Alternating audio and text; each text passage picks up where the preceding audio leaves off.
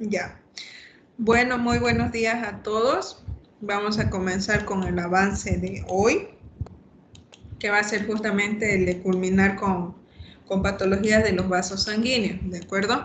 Entonces, ya hemos visto todos estos casos y la anterior clase quedamos justamente en este pequeño sistema, ¿de acuerdo? ¿Cierto?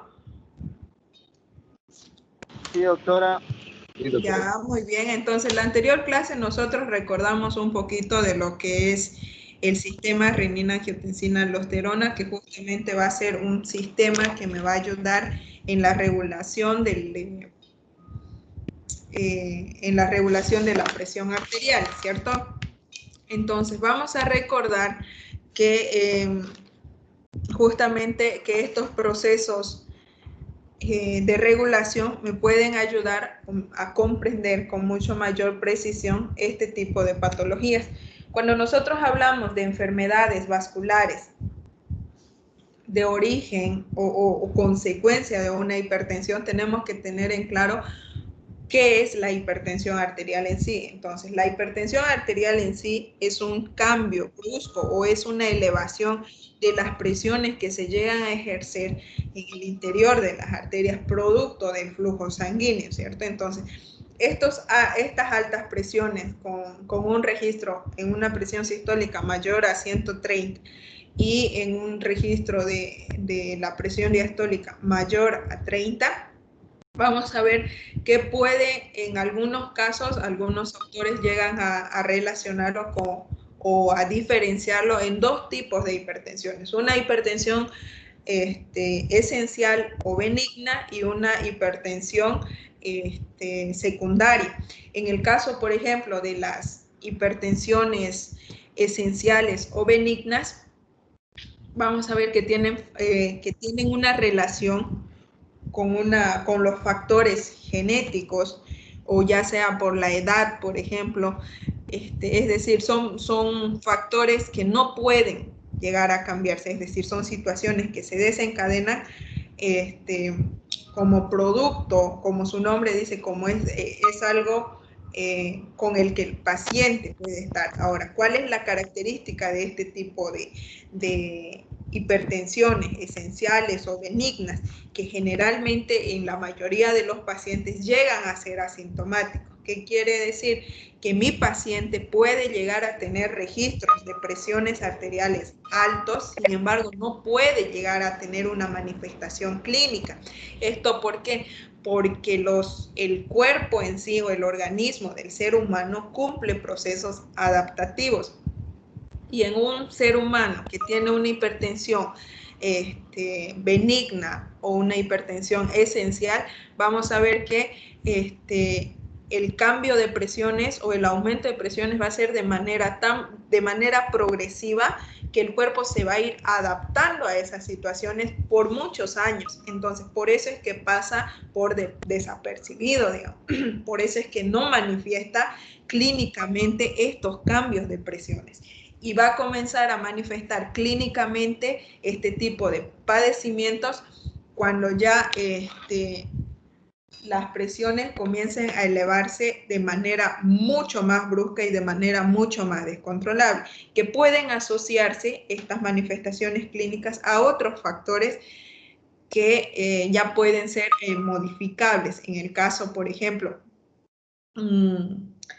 de hipertensiones secundarias, es decir, hipertensiones que tienen una causa secundaria, de origen secundario, vamos a ver que pueden o se trata de relacionarlos con aquellos defectos que sean, que alteren las enzimas del metabolismo de la aldosterona, las mutaciones de las proteínas en la reabsorción de sodio, es decir, aquellas circunstancias en las cuales se vean comprometidos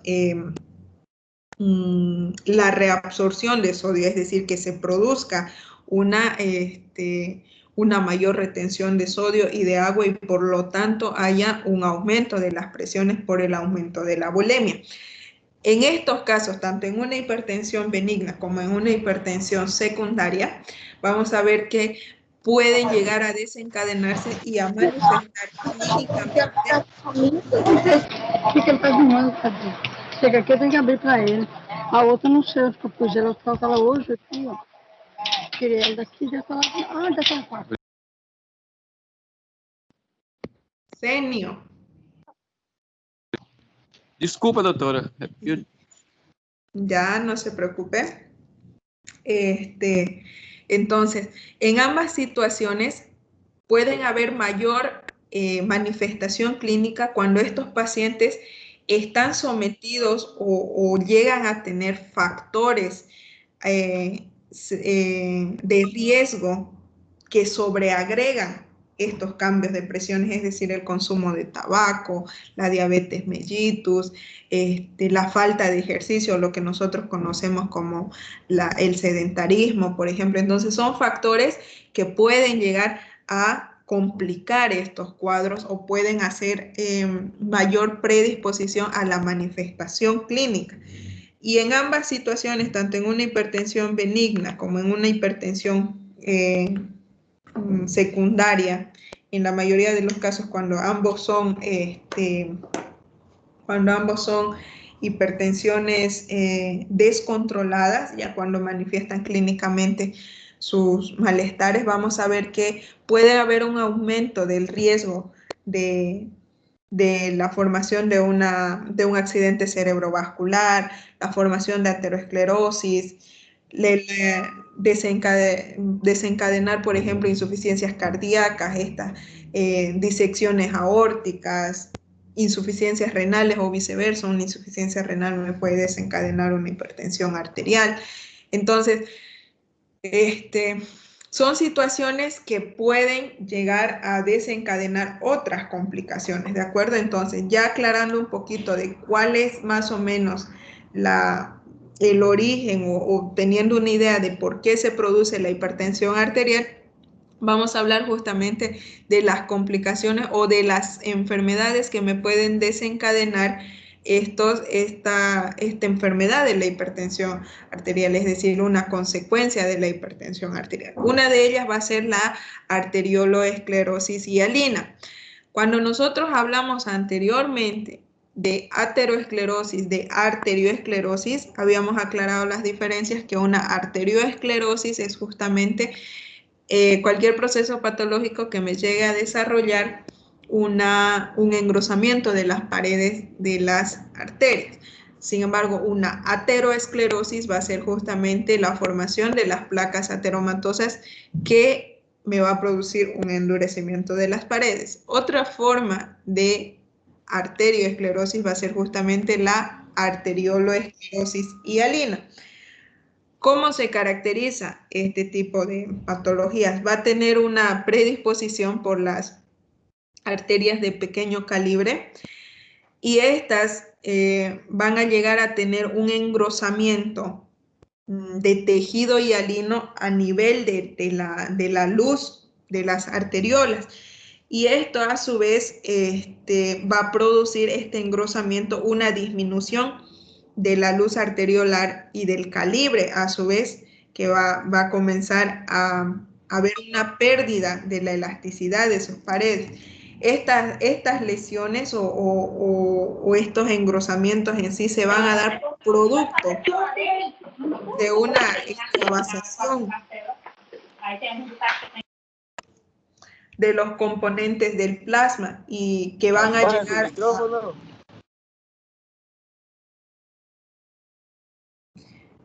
llegar a pasar a través de estas células endoteliales van a llegar a entrar a las paredes o van a invadir las paredes de la arteriola y a nivel de la túnica íntima, y esta invasión a su vez va a producir un aumento de la producción de matriz extracelular y por lo tanto las fibras musculares lisas, en respuesta a todas estas reacciones, van a producir un estrés hemodinámico. Entonces, ¿cómo se caracteriza?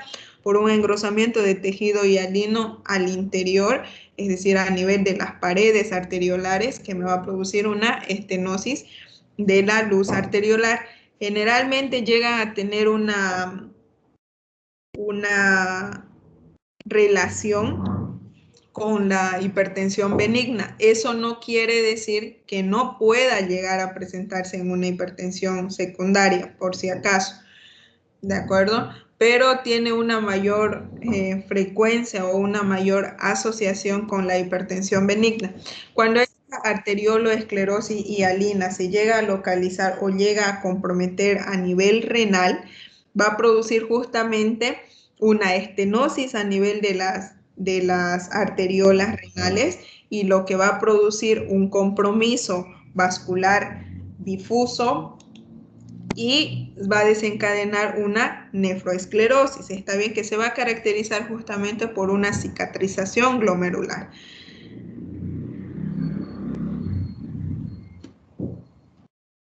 Andresa.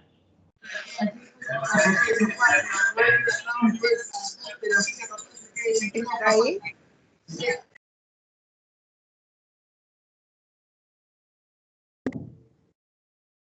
Andresa, ¿está ahí?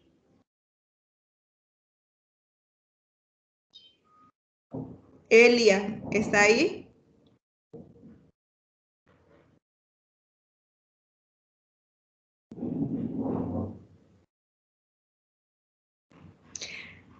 Respondan porque van a tener falta. Andresa o Elia.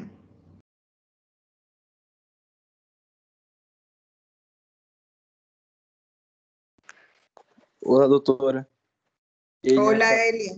Buenos días. Buenos días. ¿Qué es una arterioloesclerosis hialina?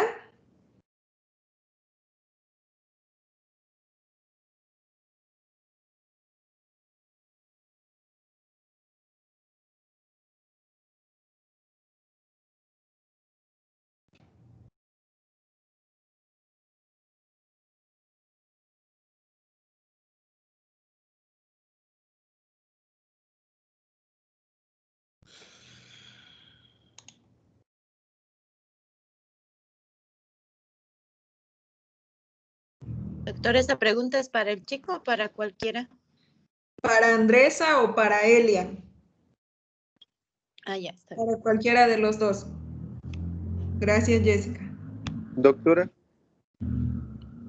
¿Sí? yo voy a me desconectar de la clase por un tempito. Mi internet está muy mal. Está bien, Leonardo. Ya. Gracias, Ya. doctora. Ya. Doutora, ¿Sí? eu também não estou conseguindo mirar a classe porque acá está chovendo muito e está salindo toda hora de la clase. Ya. ¿Está bien? Ya. Voy a continuar con la clase, ¿ya? De todas formas, creo que se queda grabado. Estamos grabando la clase. Cuando nosotros hablamos, entonces, de una arterioloesclerosis hialina, que habíamos dicho se va a caracterizar por un engrosamiento del tejido hialino, y esta llega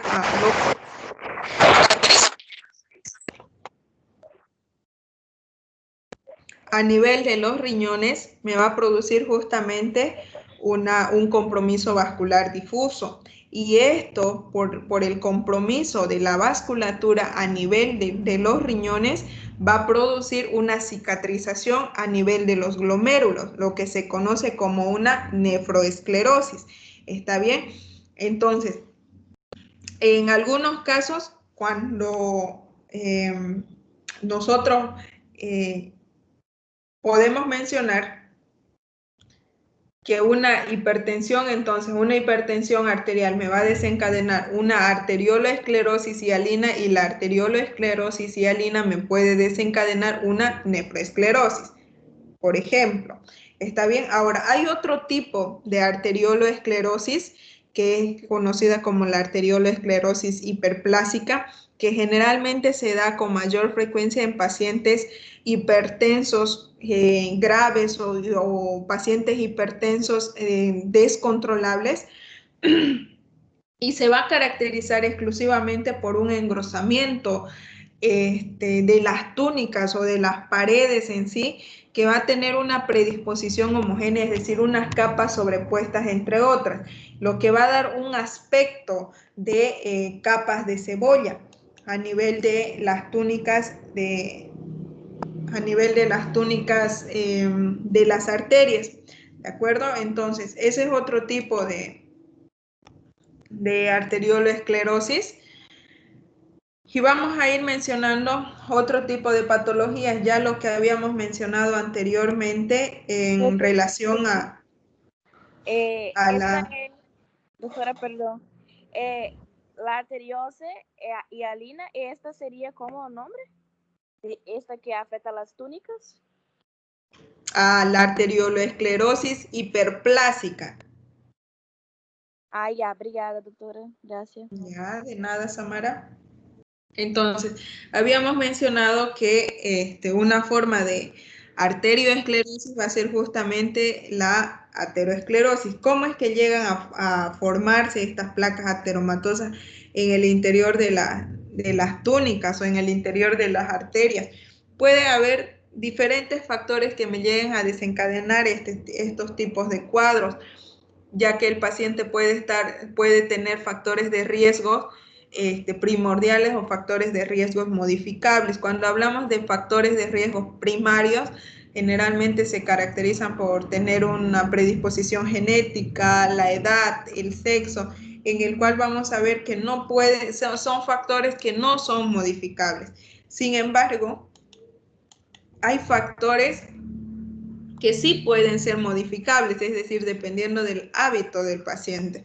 Entonces, dentro de ello vamos a conocer la hiperlipidemia, la diabetes mellitus, la hipertensión arterial, el consumo de tabaco, de alcohol, el sedentarismo. Entonces, son factores que sí pueden ser modificables y que hacen que el paciente sea mayor predispuesto a tener la formación de estas placas en el interior de las arterias. Entonces, cuando nosotros hablamos del origen o de la formación de estas placas ateromatosas, podemos mencionar que hay diferentes hipótesis de la formación de estas placas, pero sin embargo hay una en específico que es la más común, que es la respuesta frente a una lesión. Es decir, cuando se produce una lesión a nivel de las capas endoteliales de la túnica íntima, va a haber una adhesión de leucocitos a este nivel, y lo que va a producir que esta adhesión de leucocitos y esta lesión endotelial a nivel de la túnica íntima produzca una acumulación de las lipoproteínas a ese nivel, principalmente de LDL, por ejemplo, el cual van a comenzar a oxidarse, van a estar acompañados de cristales de colesterol, va a haber una agregación de plaquetas a ese nivel, una agregación o una adhesión de macrófagos, monocitos, células espumosas, y esta a su vez va a ir más acompañada de acumulación de lípidos, lo que va a desencadenar como una respuesta a nivel de las fibras musculares, una migración de células musculares hacia la túnica íntima, producto de los factores que se han liberado a ese nivel, es decir, producto de la acumulación de todas esas estructuras que forman parte de la placa ateromatosa. Ahora, cuando se llega a producir este tipo de placas, es decir, este tipo de obstrucciones en el interior de la túnica íntima, vamos a ver que pueden llegar a sufrir cambios. Estos cambios a nivel de la placa en sí, vamos a ver que son conocidos como las modificaciones que puede sufrir la placa ateromatosa. Entonces, debido a que hay una obstrucción parcial producto del acúmulo de estas estructuras en el interior de la pared arteriolar, puede llegar a producir una rotura o una fisura de la placa, una erosión o una ulceración y una hemorragia dentro del ateroma. ¿Cómo es que se llegan a producir estas modificaciones? Esta es pregunta de examen, por si acaso. La rotura se va a producir, o en el caso de de ambas modificaciones se va a producir debido a que el flujo sanguíneo a nivel de la localización de la placa ateromatosa produce mayor presión para poder vencer esa resistencia que está produciendo una disminución de la luz arterial, ¿de acuerdo? Entonces, estos cambios de presiones o estos aumentos de presiones a ese nivel puede llegar a producir una rotura o un desprendimiento de un fragmento de las placas de los ateromas a ese nivel, lo que puede llegar a producir justamente una circulación de este residuo o de este fragmento de las placas ateromatosas. En algunos casos la rotura es completa, ¿está bien?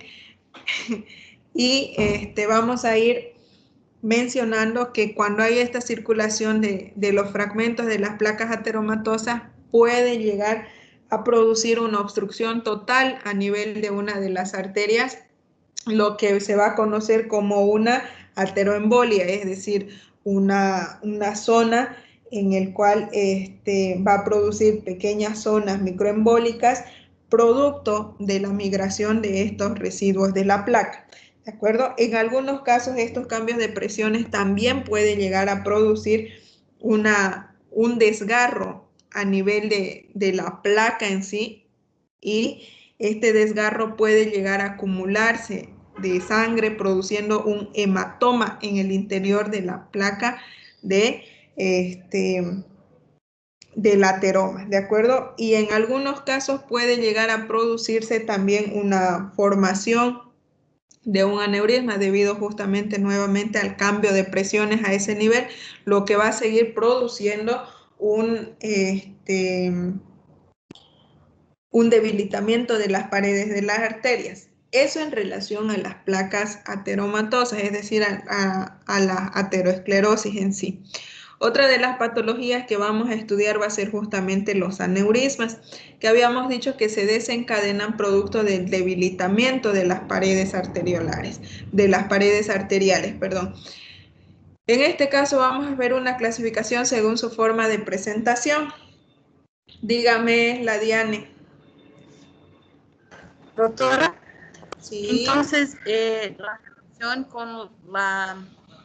cuando hay ese deslocamiento del material del ateroma, que puede causar un aneurisma o por la debilidad del vaso. Ya, aclaro. La presencia Doutora, de una placa ateromatosa doutora, en perdão. el interior de la túnica íntima de la arteria va a presentar una resistencia a ese nivel, ¿de acuerdo? Es decir, va a haber algo que está disminuyendo la luz arterial. Y esta disminución de la luz arterial va a producir que haya mayor cambio de presiones a ese nivel, porque el flujo sanguíneo va a querer, en otras palabras, circular de la misma forma, de forma más adecuada, o como cuando hay un paso libre.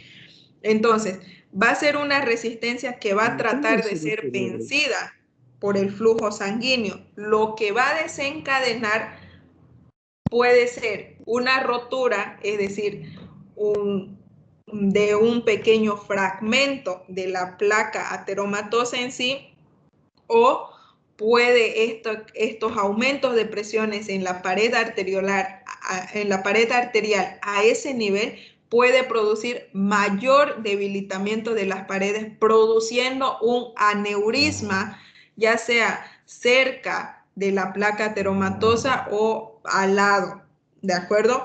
Pero eso va a ser producto de que el flujo sanguíneo quiere vencer esa resistencia que está disminuyendo la luz arterial. ¿Queda claro? Ya, doctora, gracias. Ya, muy bien. Doutora, Adasa, ¿sí? perdão, doutora. Doutora, Estou conseguindo ingressar. Não aparece em meu telefone para ingressar em sua aula, sua classe. ¿Y cómo me está hablando si no está en mi aula entonces? A ver su nombre. Este é no telefone de uma mulher. Soy Caio González. Pero en todo caso, si no estaría en la reunión, no podría, mm, no podría hablar en este momento en la reunión. Sí, mi amor. Este es el teléfono de mi mujer y Ya, no estoy conseguindo entrar, ingresar. desde su teléfono. Entonces debe ser la conexión de internet. No, No, también no. doctora, dice que él está hablando de la cuenta de su mujer, o sea, de otra cuenta, no es Sí, de es su que cuenta de... no me sale Ya, tampoco ya, el nombre. ya la pedí para me poner em grupo e não está aparecendo nada, não aparece o meu número. Ya, O pero usted você está está, usando a plataforma de outra pessoa, é isso que a doutora está falando. Não, ya, não, usted, por favor, me va a enviar. Senio, ¿quién me está hablando? ¿Me puede enviar su nombre, por favor? Solo él, su nombre y su registro, porque está desde otra cuenta y luego ya yo voy a ver. ¿De acuerdo? claro. Ya, muchas gracias. Y ya en la próxima clase le voy a hacer una invitación en específico para usted. ¿Está bien? Mándeme su nombre completo y su registro, por favor. Solamente él. Graças. Haga su pregunta. Doutora, a circulação de fragmento da placa ateromatosa forma ateroembola, certo? E outra coisa que eu não entendi. Ya, muy bien. Cuando llega a haber un desprendimiento, ya sea de un fragmento o de toda la placa ateromatosa en sí, es decir, se forma la placa a ese nivel y los cambios de presiones del flujo sanguíneo pueden hacer que se desprenda un fragmento y este fragmento de la placa pueda circular en sangre, ¿de acuerdo? Y esa circulación en sangre puede llegar a producir, es decir, este fragmento de la placa ateromatosa que va a circular en sangre puede llegar a obstruir en una zona específica de las arterias, ¿de acuerdo? Entonces, cuando la obstrucción de las arterias es justamente por un fragmento de ateromas, es conocido como una ateroembolia.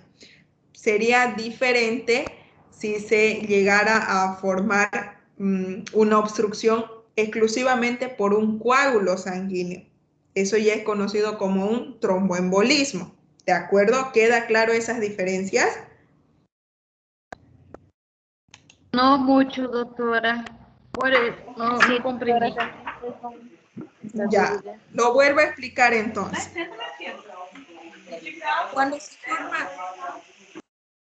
Cuando se forma una placa ateromatosa, ya, en el caso de la imagen que tenemos en este momento, acá, vamos a ver un ratito,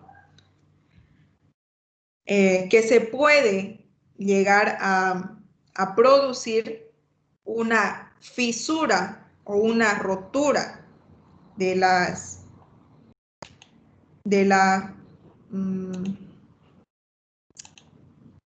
¿pueden ver el mouse? Sim, doutora, pode. Sim. Sim, doutora. Sim, doutora. Ya a ver si se salió. Ya. Pero mientras tanto voy explicando cómo es que llegan a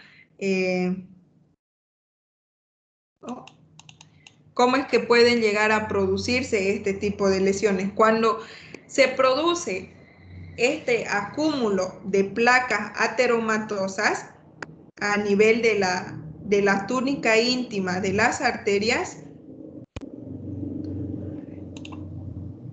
se puede llegar a producir un cambio de presiones, ¿de acuerdo?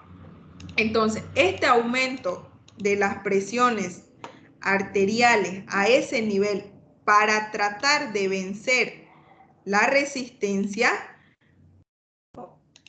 vamos a ver que esa obstrucción que se está llegando a localizar, es que quiero que vean el dibujo porque va a ser lo mismo que nada, que no me estén atendiendo. A ver, un ratito.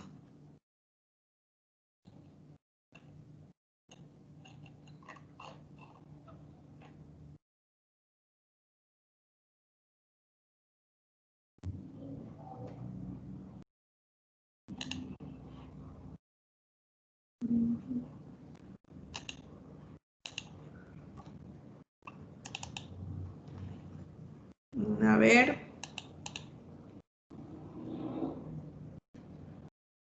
Pueden ver la pantalla de la computadora, ¿cierto? Sí, doctora. Sí, doctora. Ya, muy bien. Sí, doctora. Enseguida.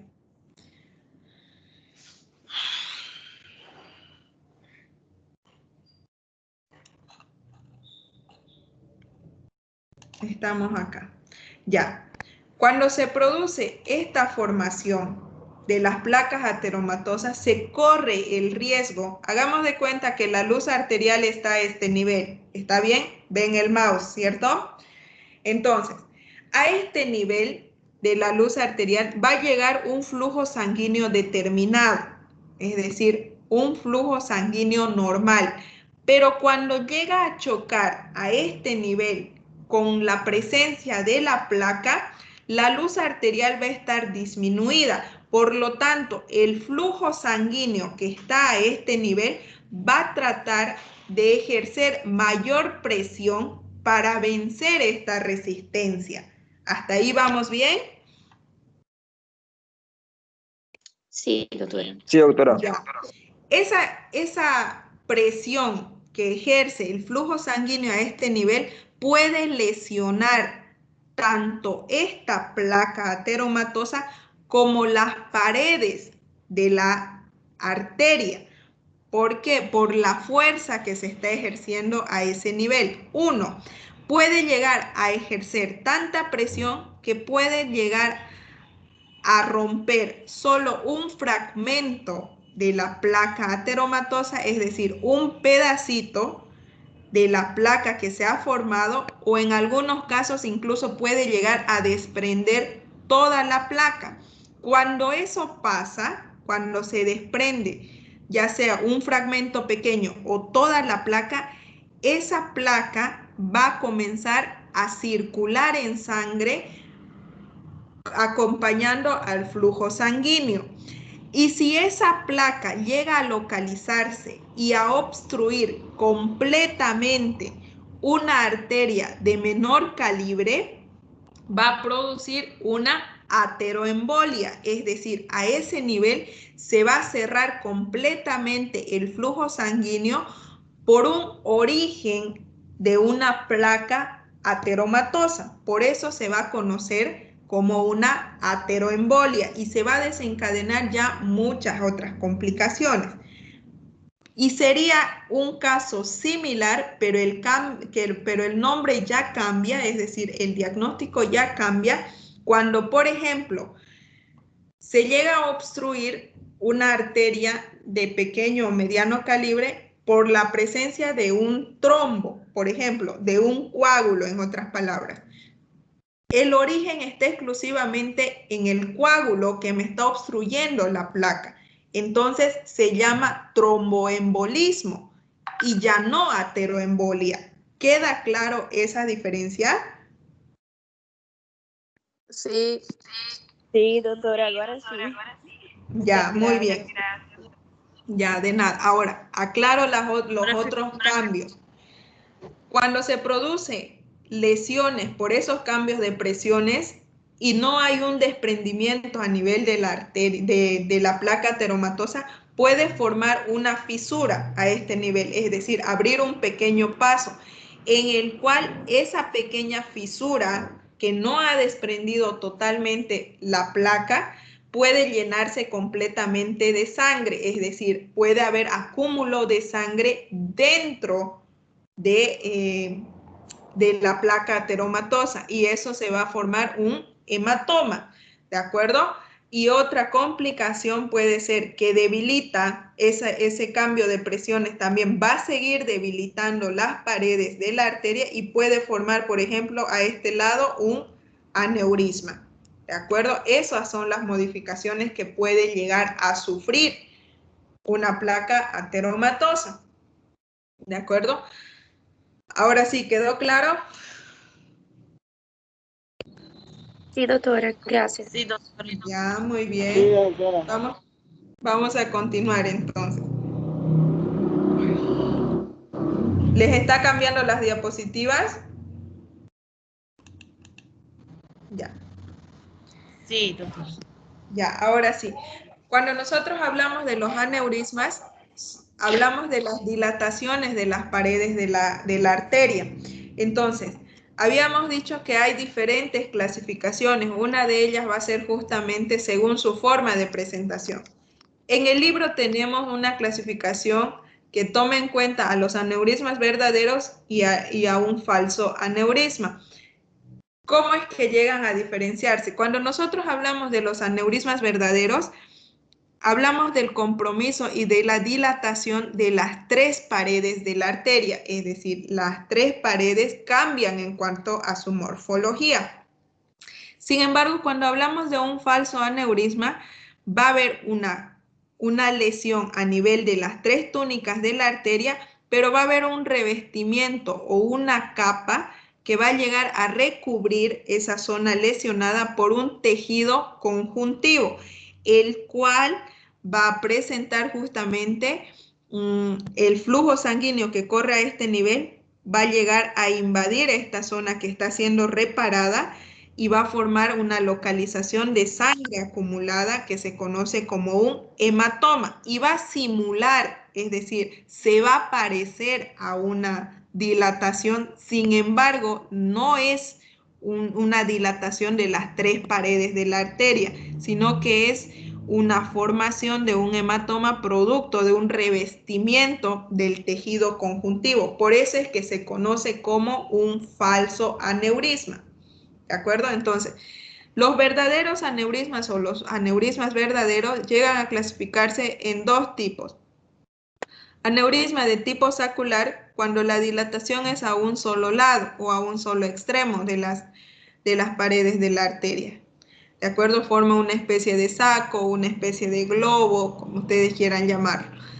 Un aneurisma de tipo fusiforme llega a dilatar en una zona en específico todo el diámetro en sí o toda la circunferencia, si ustedes quieren llamar, alrededor de la arteria que está llegando a comprometer, es decir, la dilatación es uniforme en ambos, en todos los extremos de la arteria. El falso aneurisma que nosotros ya acabamos de mencionar es justamente una lesión a nivel de las tres túnicas que va a presentarse un revestimiento o una capa por un tejido conjuntivo, el cual se va a ver un acúmulo de sangre que va a formar un hematoma. Sin embargo, no es una dilatación de las paredes arteriales. ¿Está bien? Y ahora, la disección que generalmente se da a nivel de la aorta por las presiones que se llegan a ejercer en su interior, vamos a ver que le llega a lesionar, es decir, llega a romper o a desgarrar solamente la túnica íntima. Sin embargo, la túnica muscular y la túnica adventicia quedan intactas y prestan resistencia a ese nivel. Pero sin embargo, donde se ha desgarrado la túnica íntima, se va a acumular, es decir, el flujo sanguíneo que pasa por este nivel va también a comenzar a acumularse en la zona en la que la íntima se ha desgarrado. En otras palabras, forma un pequeño canal que va a llegar a acumularse de sangre que va a estar completamente protegido porque la túnica muscular y la túnica adventicia van a estar intactas. ¿De acuerdo? Ahora, en cuanto a los aneurismas de aorta, que ya lo hemos visto en las clases de práctica, vamos a ver que pueden llegar a localizarse a nivel de todo el trayecto, ya que la arteria aorta es un vaso muy importante y es uno de los de mayor calibre, el cual llega a ejercer o llega a presentar mayor cambio de presiones en el interior debido a la estrecha relación que tiene el corazón justamente con la aorta. ¿Está bien? Entonces, la disección de la arteria aorta, lo que estábamos mencionando hace un momento, que es una lesión de la túnica íntima, puede llegar a tener diferentes clasificaciones dependiendo a la situación anatómica en la que se encuentre la lesión de la túnica íntima.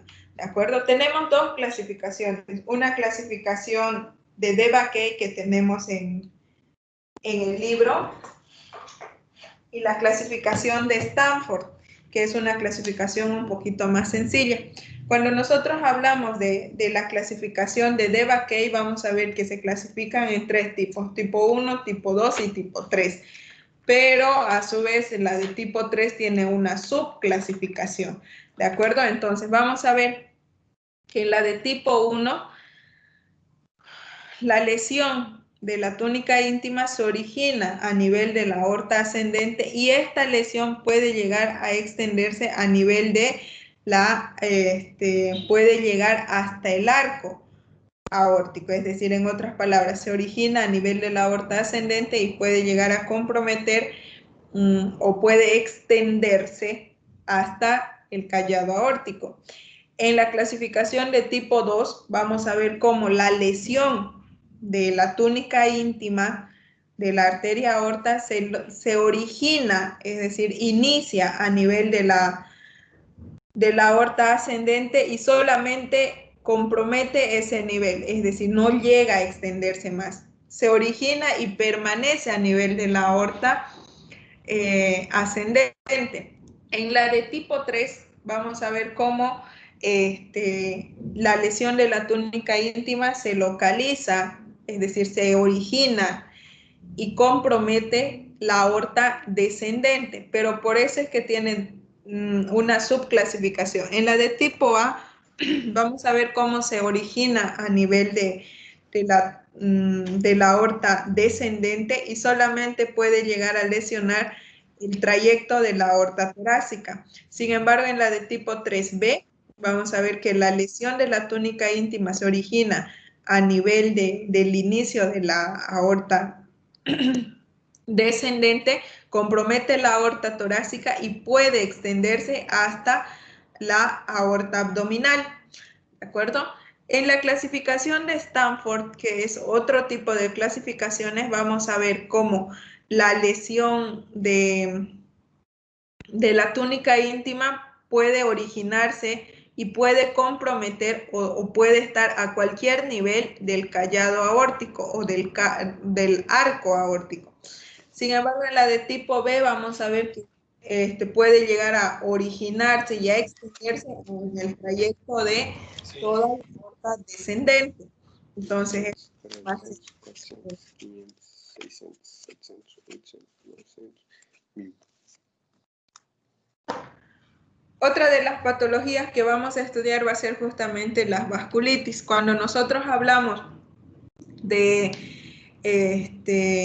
vasculitis, nos vamos a referir a aquellos procesos inflamatorios que se desencadenan a nivel de los vasos sanguíneos que van a justamente comprometer su funcionalidad y pueden llegar a presentar complicaciones a nivel de otros órganos.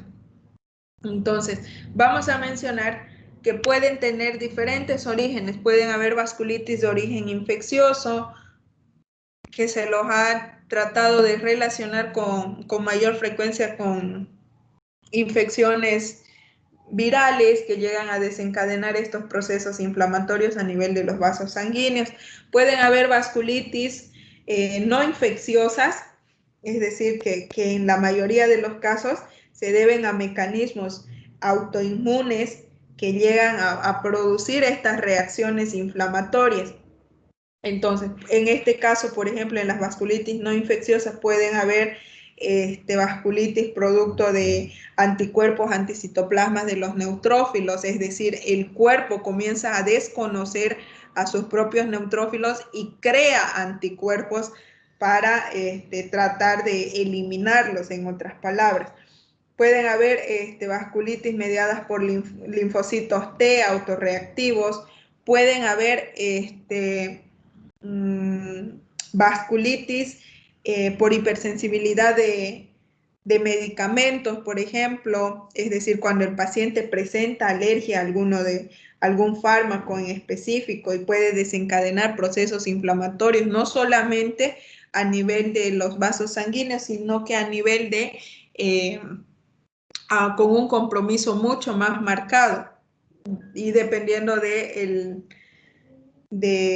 mecanismo de administración también, ¿de acuerdo? Entonces vamos a ir mencionando cada uno de los tipos de vasculitis.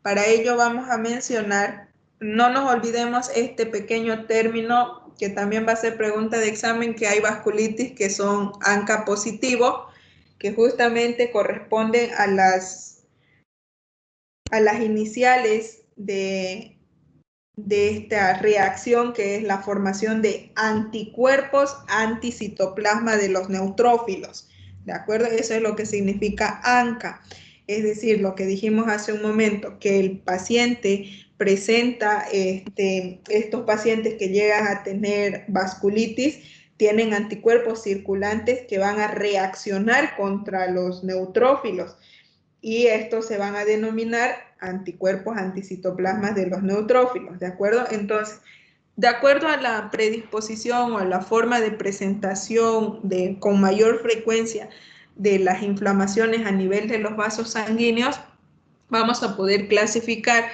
Hay vasculitis que llegan a tener mayor predisposición por vasos sanguíneos de gran calibre y de mediano calibre, como la arteritis de Takayasu, la arteritis de células gigantes.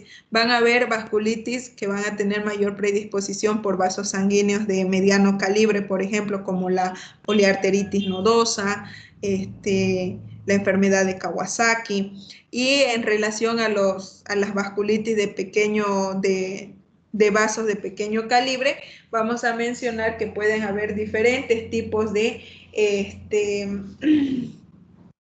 vasculitis. Para ello vamos a mencionar, por ejemplo, cuando hablamos de lupus, por ejemplo, puede ser considerado un tipo de vasculitis que desencadena. El lupus desencadena procesos de vasculitis. Pueden haber vasculitis granulomatosas, por ejemplo, como la polivasculitis microscópica. Pueden haber otro tipo de vasculitis, las de las crioglobulinas, por ejemplo, entonces la púrpura, por ejemplo. Entonces son diferentes tipos de vasculitis o de procesos inflamatorios que van a tener diferentes formas de presentación. Vamos a ir mencionando unos cuantos ejemplos de lo que son las diferentes vasculitis. Una de ellas va a ser la arteritis de células gigantes, que se va a caracterizar por un engrosamiento de tipo nodular de las túnicas íntimas, y este engrosamiento de la túnica íntima va a tener una respuesta a nivel de la túnica media con una inflamación de tipo granulomatosa, ¿de acuerdo? Entonces, generalmente llega a localizarse o tiene una mayor predisposición de tener un compromiso a nivel de la arteria aorta, a nivel de las arterias temporales, de las vertebrales, de la oftálmica. Entonces, este engrosamiento de la túnica íntima, que se ve acompañado de una inflamación de tipo granulomatosa de la túnica media, va a desencadenar una disminución de la luz arterial, y por lo tanto va a desencadenar manifestaciones clínicas como alzas térmicas, cansancio, pérdida de peso, y dependiendo de la localización, es decir, del compromiso vascular, va a llegar a producir, por ejemplo, si es una arteritis de células gigantes a nivel de las arterias temporales, va a haber un dolor facial localizado, cefalea intermitente. A ese nivel vamos a ver cómo las pulsaciones de la arteria temporal aumentan y es demasiado doloroso a la palpación. Cuando, por ejemplo, llegan a comprometer a nivel de las arterias oftálmicas, puede manifestarse con una diplopía inicialmente o en algunos casos muy extremos directamente con la ceguera. Por si acaso, la diplopía es una visión doble, es decir, van a haber alteraciones visuales, ¿de acuerdo? Este tipo de arteritis tiene una mayor predisposición de presentación en pacientes mayores de 50 años. ¿Está bien? A diferencia de la arteritis de Takayasu, que tiene una mayor predisposición por pacientes menores de 50 años. Entonces, se va a caracterizar en cuanto a, al cambio de las estructuras a nivel de las paredes arteriales. Vamos a ver que se va a caracterizar exclusivamente por una inflamación de aspecto granulomatoso a nivel de las túnicas de las arterias que pueden desencadenar una fibrosis a nivel de sus paredes y posteriormente una estenosis de la luz arterial, y si hay una estenosis va a haber una disminución del flujo sanguíneo. Esta disminución o esta estenosis o estos procesos inflamatorios van a desencadenar una disminución de la elasticidad de las paredes arteriales y por lo tanto una obstrucción de flujo sanguíneo a ese nivel, lo que puede desencadenar una insuficiencia cardíaca acompañado de edema pulmonar o puede desencadenar una complicación, una congestión visceral, lo que puede desencadenar un paro cardiorrespiratorio que puede terminar con una muerte del paciente. Entonces, claro que este tipo de presentaciones no es de manera muy brusca, se presenta de manera muy progresiva.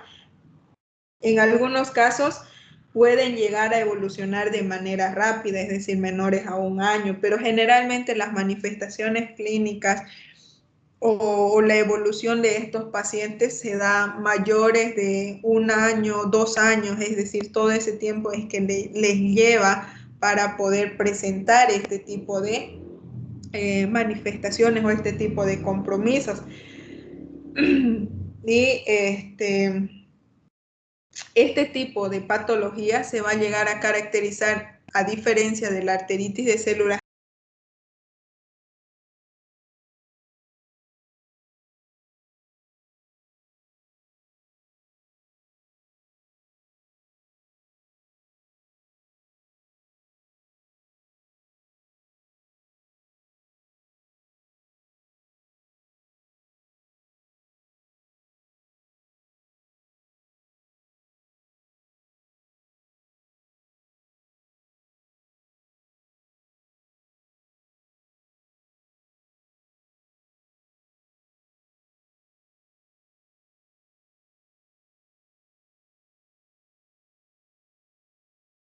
es una clasificación de acuerdo al compromiso angiográfico de la arteritis de Takayasu a nivel de la arteria aorta. Entonces vamos a ver, esta clasificación por si acaso no está en el libro, pero es muy importante que lleguemos a conocerlo. Se clasifica en 5 tipos y a su vez la de tipo 2 tiene una subclasificación. La arteritis de Takayasu tipo 1, en el cual el compromiso va a estar exclusivamente a nivel del arco aórtico, de las ramas del arco aórtico. La de tipo 2, en la cual el compromiso va a estar a nivel de la aorta ascendente y a nivel de la aorta descendente. ¿Cuál es la diferencia? Que a nivel del de tipo 2A va a haber un compromiso a nivel de la aorta ascendente, el callado aórtico y sus ramas. Sin embargo, en la de tipo 2B va a haber un compromiso a nivel de la aorta ascendente, el arco aórtico y sus ramas y una porción de la aorta descendente que va a corresponder a la aorta torácica. Sin embargo, la de tipo 3, en el cual va a haber un compromiso de la aorta torácica descendente, va a llegar a comprometer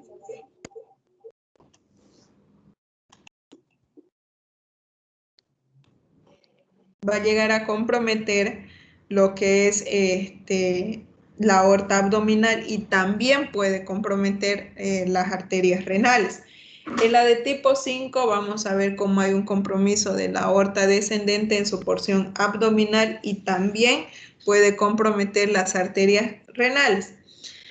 En la de tipo 5, el compromiso puede estar desde la aorta ascendente, el callado aórtico y sus ramas, la aorta descendente en su porción torácica y en su porción abdominal y también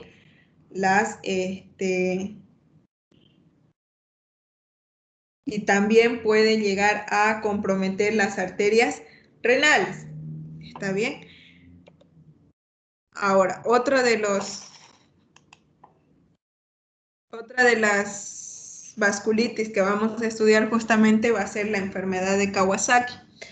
No sé si últimamente han escuchado sobre la enfermedad de Kawasaki, que justamente se caracteriza por un tipo de vasculitis en pacientes pediátricos, menores. En algunos libros se toma en cuenta pacientes menores de 5 años y en algunos pacientes menores de 4 años.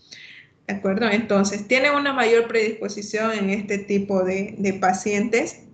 Tiene un origen desconocido, se llega a relacionar con una vasculitis completamente autoinmune, en el cual se va a caracterizar por presentar lesiones o inflamatorias a nivel de los vasos sanguíneos que llegan a comprometer, tienen una mayor frecuencia de presentación a nivel de las arterias coronarias.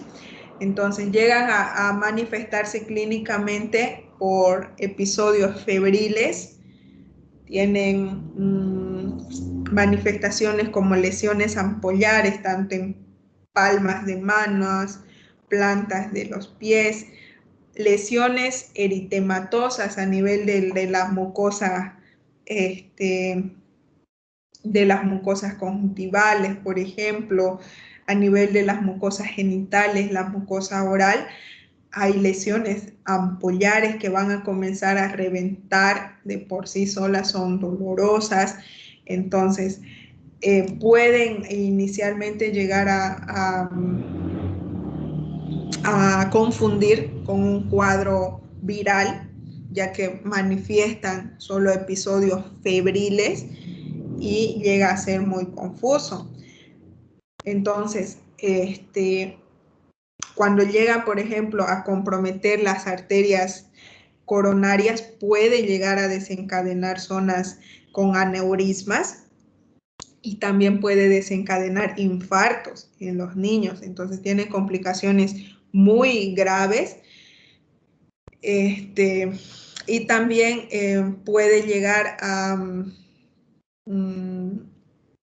relacionarse con algunos procesos infecciosos.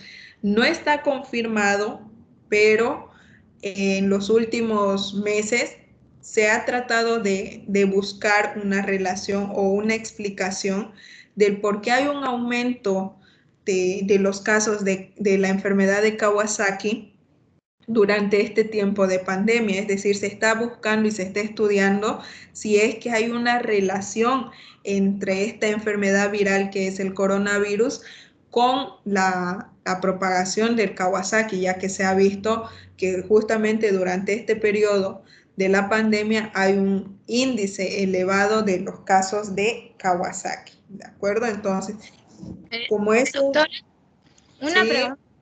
¿Ese es otro tipo de Kawasaki que dice? Es del mismo que pasó anterior.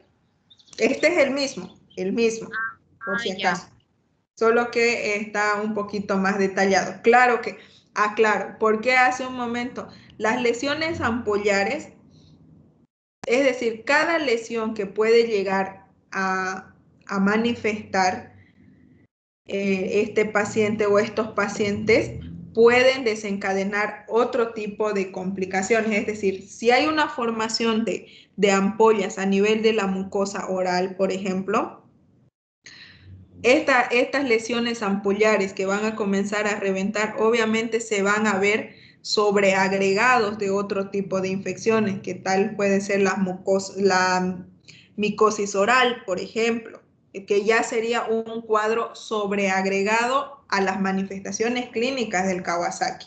Lo mismo, si las lesiones ampollares, por ejemplo, a nivel de las palmas de las manos o a nivel de las plantas de los pies, comienzan a reventar, pueden llegar a sobreagregarse con otro tipo de agentes infecciosos, ¿de acuerdo? Entonces son complicaciones que ya se van desencadenando producto de la enfermedad de Kawasaki.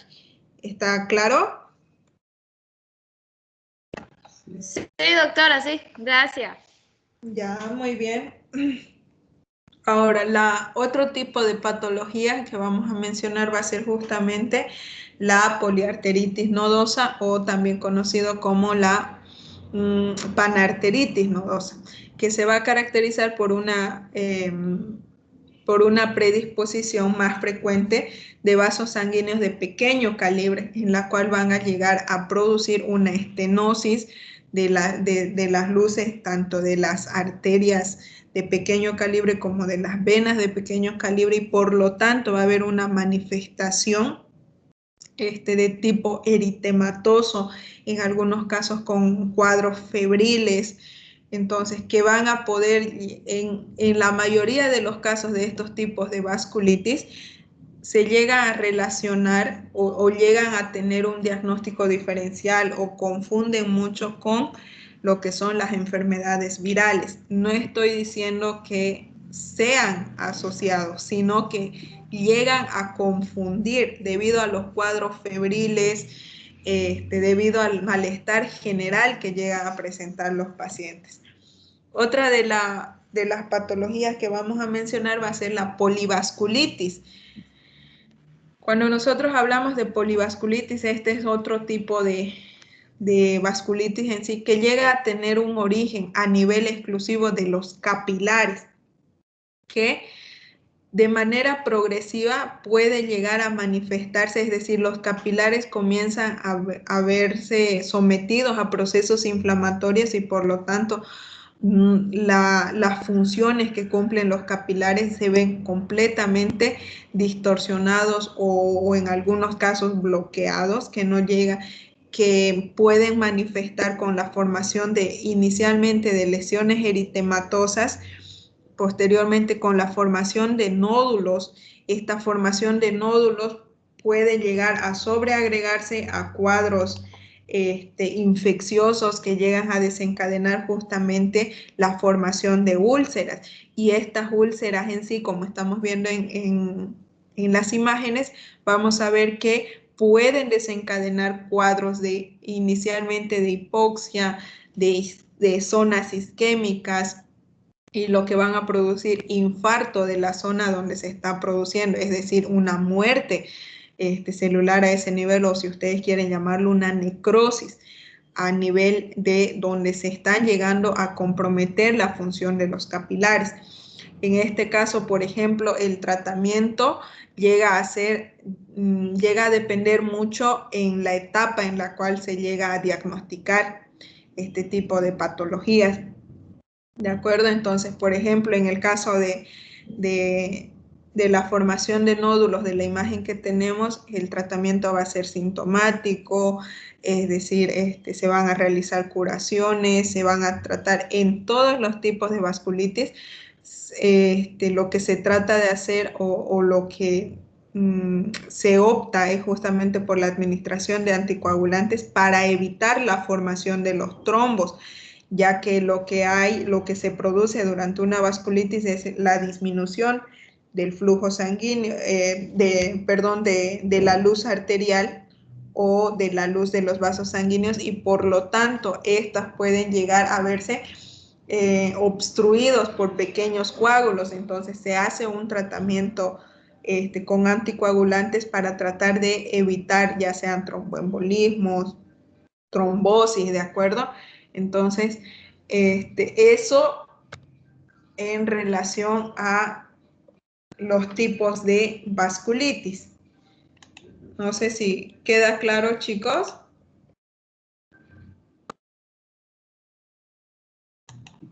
Sí, doctora. Sí, doctora, muy claro. Ya, muy bien. Tengo 87 estudiantes en este momento conectados.